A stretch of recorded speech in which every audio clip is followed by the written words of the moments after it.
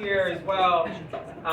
We have our Assemblywoman, Catalina Cruz, who's going to speak shortly. We have Crystal Hudson. We have Julie Wan. We have Rita Joseph. We have Jessica Rojas Gonzalez. Alexa Gonzalez. American Wrestler. Chi. Linda Lee. Everyone. This is why I hate doing shout outs without it being written. A bunch of amazing people who just kicked ass.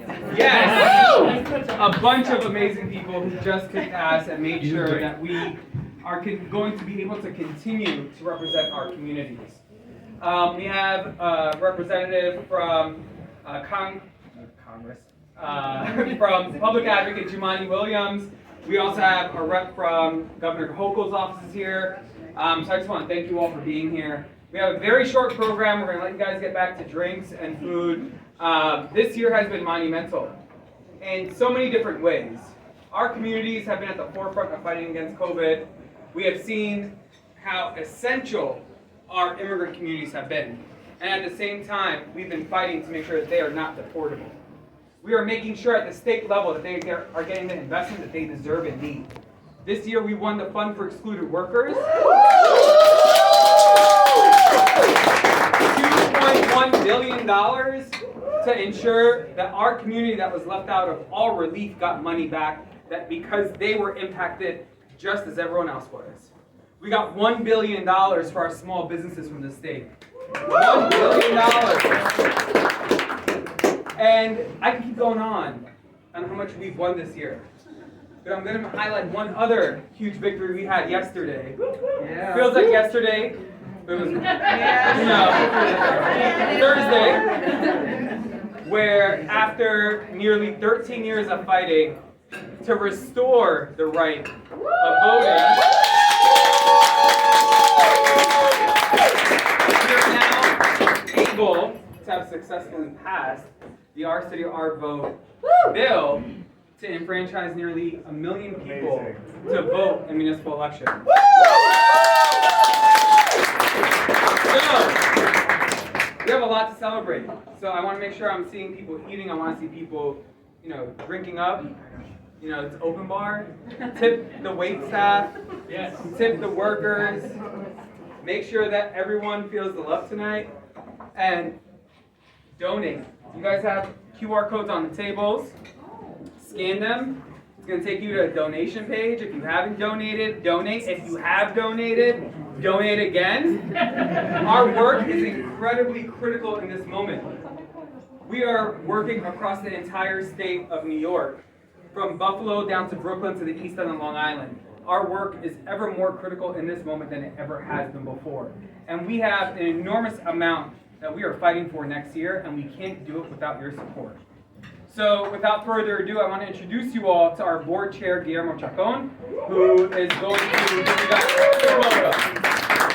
I just want to really say thank you, each of you, because each of us, all of us, and many folks that are connected with us are the secret ingredient for a winning strategy.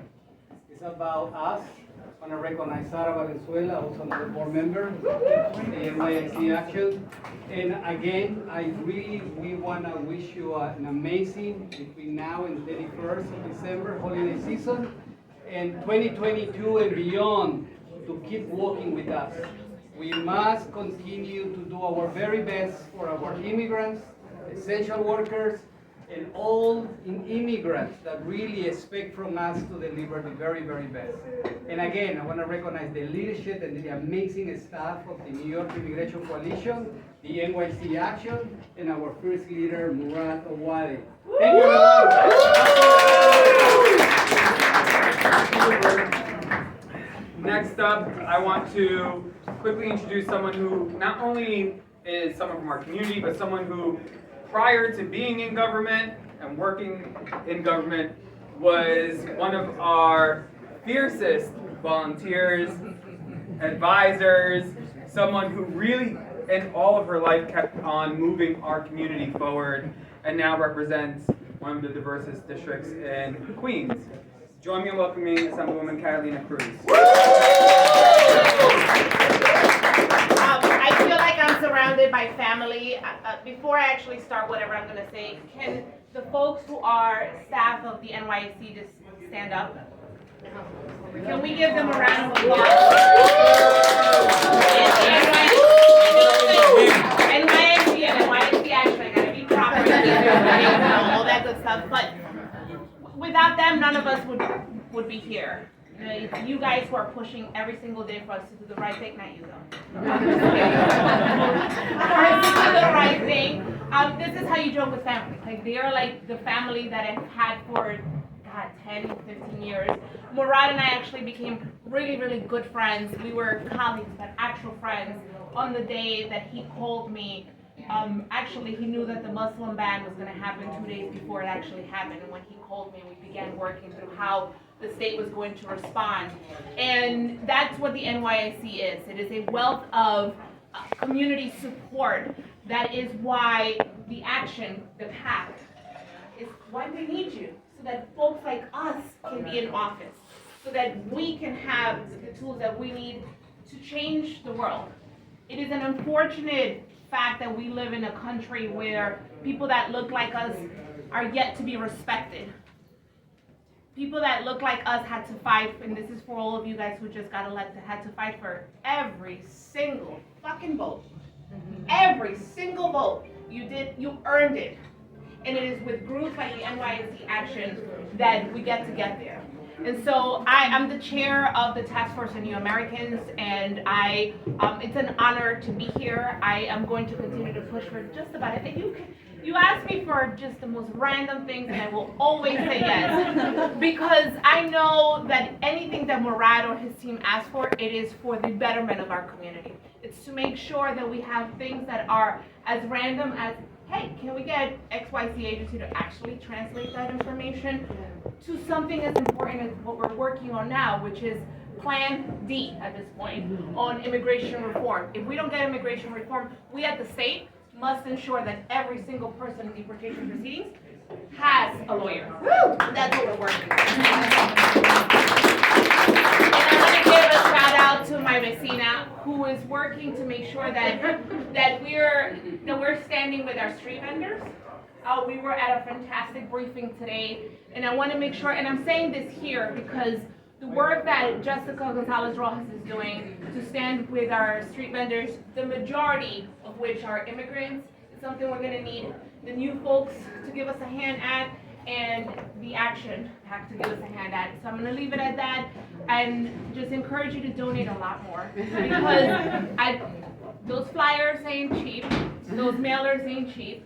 Those lobbyists to help us do our job ain't cheap. We got to get the work done, because I don't know, and he knows that I don't know if I would call myself realistic. Sometimes I'm just, I've been around this for a little too long, and I don't know if we're going to get immigration reform this year. We're going to continue to fight.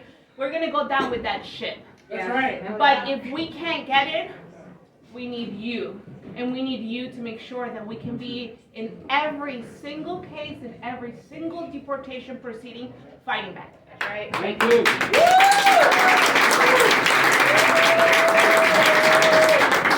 Also, there's red wine. Next up, I'm going to introduce Congressman Tom Swazi, who's no stranger to the NYC and our Long Island members and staff. Thank you. My chair for NYIC. I came here tonight to bring some diversity to the crowd. I'm very happy to be here with everyone. I am no stranger to NYIC. I was actually the man of the year back in 2010 by NYIC for the work that I did when I was mayor of my hometown in 1994. I set up the first day worker shape-up center anywhere on the East Coast of the United States of America in 1994 in my hometown of Glen Cove.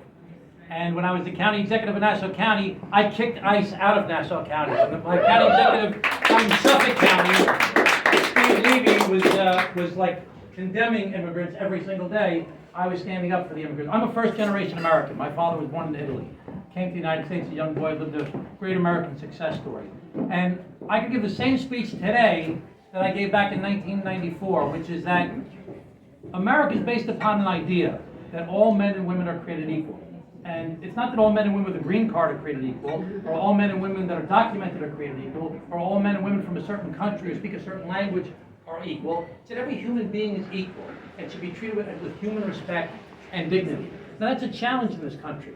We've been through every single type of discrimination you can imagine throughout the history of our country. Nobody's had it worse than African Americans, but everybody's been discriminated against, including the Italians.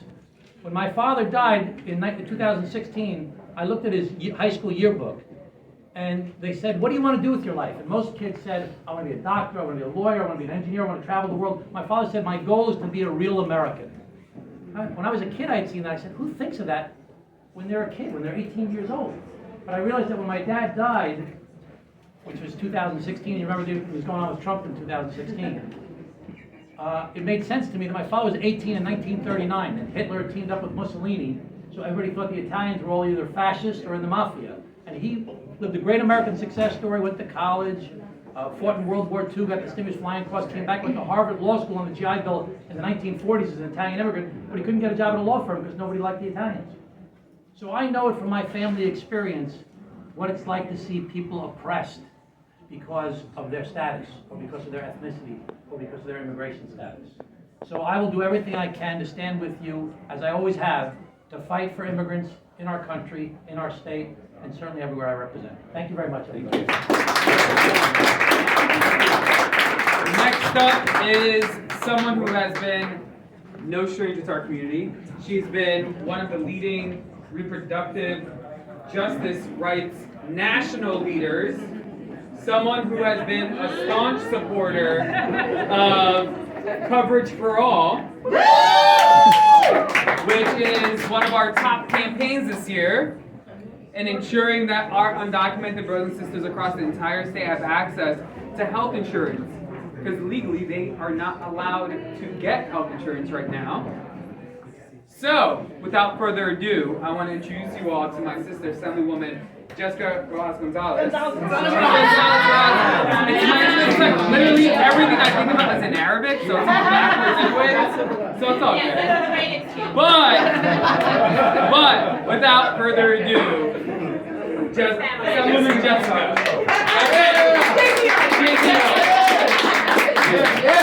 Thank you, Moran. No. First off, happy holidays. I'm so thrilled to be here. And I'm so thrilled to be here on the heels of the Our City, Our Vote win. I just want to, yes, please.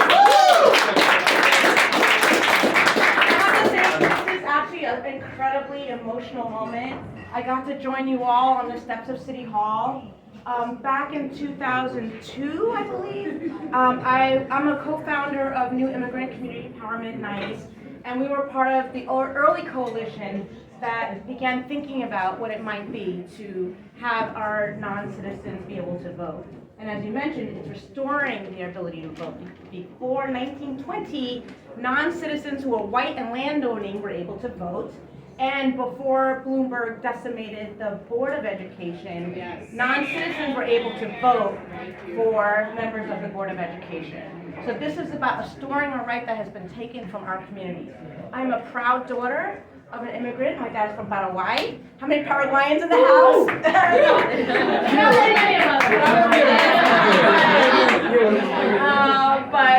But that's Queens, right? My mom's from Puerto Rico. My dad's from Paraguay. So I understand the duality of both being, one foot in and one foot out. And I'm so proud to represent the community that I share with my vecina Carolina Cruz, which is one of the most diverse communities in the United States, if not the most diverse community in the United States. We speak nearly 200 languages between Jackson Heights, Elmhurst, East Elmhurst, Woodside, and Corona. So it is such an honor to be here, to be fighting alongside my colega and so many of you for the rights of immigrant workers. So my chief of staff will kill me if I don't mention 3 bills. So Coverage for All, I am ready to throw down. Despite immigration status, has access to health care. It's actually been my lifelong fight at the National Latina Institute for Reproductive Justice. So I'm so thrilled to continue to fight in my capacity as a legislator. 2, I have a bill that would decriminalize unlicensed massage workers.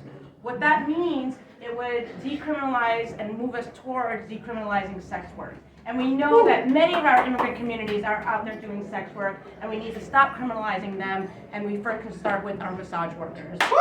Yes.